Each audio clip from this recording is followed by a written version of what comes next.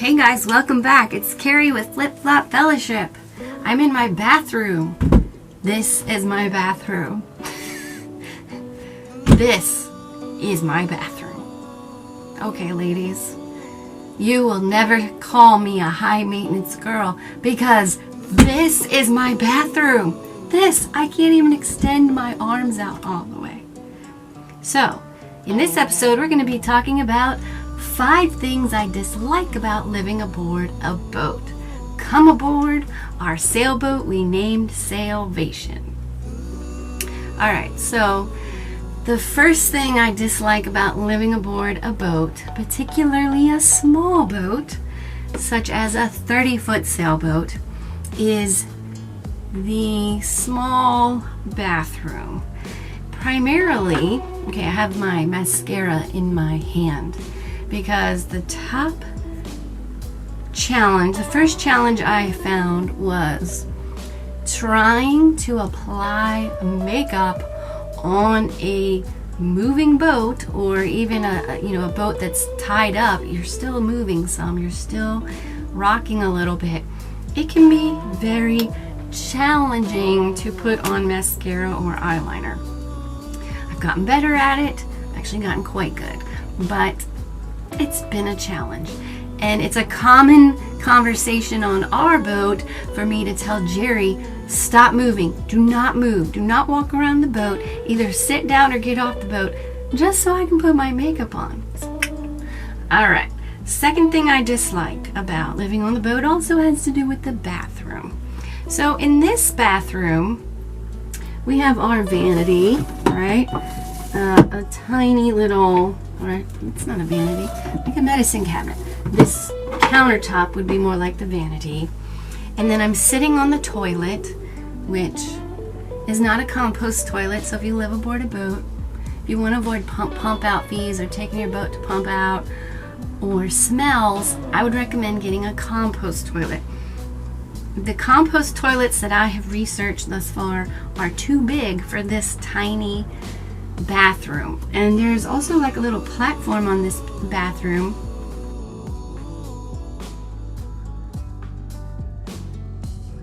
So it's too small to put a compost toilet. But if I could, I definitely would.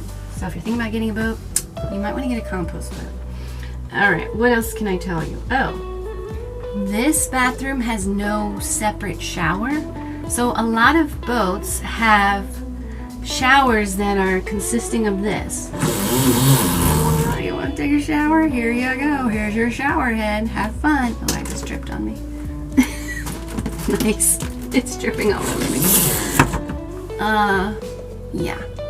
And this boat does have, it's supposed to have a shower curtain that protects here and some of the wood, but it doesn't have one right now, so I have to buy one through Catalina. But when you do shower, I've taken a few showers on here, and they're brief. They're like Navy showers, although at least they have hot water. The water does drain down mostly into the bilge, which the bilge is like your kind of like your plumbing underneath your boat, and takes the water out. It's the easiest way I can explain it. But the water also runs a little bit below this partition, this wall, and into your living room or your salon for boat talk. Anyway, so if I were to do it again, even though I love this boat, I love the layout, I love that it just went through a refit like a year before we bought it, so we haven't really had to do too much to it. And I loved the price. But anyway, if I were to do it over again, for living aboard a boat, I would get a boat with a little bit bigger bathroom, preferably one that had its own separate shower stall, which there are plenty of sailboats, trawlers, and the such that do have that. Of course, they're bigger boats and they're going to be more money, but it's possible. So if I were to do it over again, I would do that.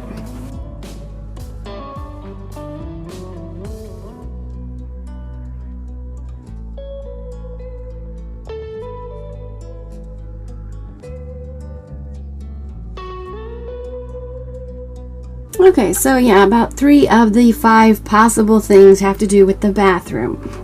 But another thing I dislike about living on a boat has to do with the weather. So it's kind of one of the things I love is nature, but one of the things I dislike is the weather. So if the weather is extremely bad, and I don't just mean rain, but if the winds are really strong or it's thundering and lightning, which first of all, thundering lightning over water sounds extra loud because the sound travels. But you know, I worry having a big tall mast that the lightning will strike it and, you know, ruin your electronics or appliances. There's been times that the winds have been so severe that you're literally holding on in the boat. Where the lightning was so bad that Jerry was like, put on your rubber-soled shoes just in case we get struck. I mean, the lightning was fierce.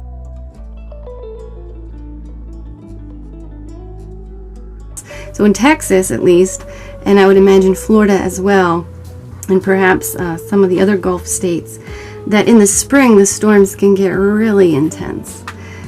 And then of course you have hurricanes that you have to worry about. So I am constantly checking the weather, especially in hurricane season, and just monitoring various storms, even things they don't talk about yet in the news. And in regards to the weather, one time this spring I was sleeping and I got woken up by a tornado warning on my phone. We do live in Texas. So we got this tornado warning, and it was the first time I thought about, oh my gosh, what do you do when a tornado or a water spout is coming towards your boat? You know, being here at the marina, it was just so crazy with the winds and the rain and the lightning. I was like, it's almost just as dangerous to get off the boat and try to find shelter in that kind of crazy weather, because even the piers are moving at that point, you know, because our piers are floating piers, which, by the way, if you're going to get a boat and stay at a marina or dock it at a marina, make sure it's one with floating piers. So as long as water doesn't rise above 16 feet, we're good.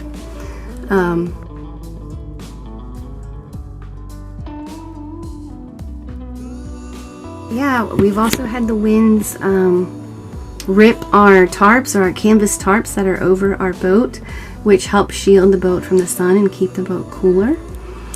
And so just random weird freak storms come through and can rip stuff or damage stuff. I love plants, so yeah, I have a couple of plants on the boat or around the boat, and it knocked over one of my plants. So bathroom issues are big dislike, and crazy weather, not always fun. And what else do I dislike? It's really hard to think of things I dislike because I pretty much love it, to be honest. Oh, or you know, if things break and you got to fix it, I mean, it's kind of like a house, but with boats, things can be more, you kind of got to research things more than a typical house, and also repairs can cost more. So it can be a little stressful, problem solving, and also budgeting for different repairs. But thankfully in the boating community, people are very helpful, and we live in an age where you can find just about anything on YouTube or, you know, various websites. So that's a blessing. So overall, living on a boat, I like it. It's not for everybody. If you're going to be kind of a la-di-da type person, you better get yourself a bigger, fancier yacht with lots of amenities. If you can't handle smells or fixing things or freak storms or using a public marina bathroom to shower or do your business, which you don't have to do your business, you can use it on your own bathroom, but you know, those types of things, or taking out your own trash, or taking your laundry out to go do your laundry at the marina laundry facility, or a laundry facility nearby. If you can't handle that sort of thing, and weird temperatures and bugs, there's also bugs sometimes, yeah, you're probably not gonna like it. But if you are a camper type person, or you like adventure and you can just kind of go with the flow and wing things, you'll be fine. You gotta do it. Well, thanks for watching, guys. If this was helpful, feel free to like, subscribe, and share. Take care and happy boating.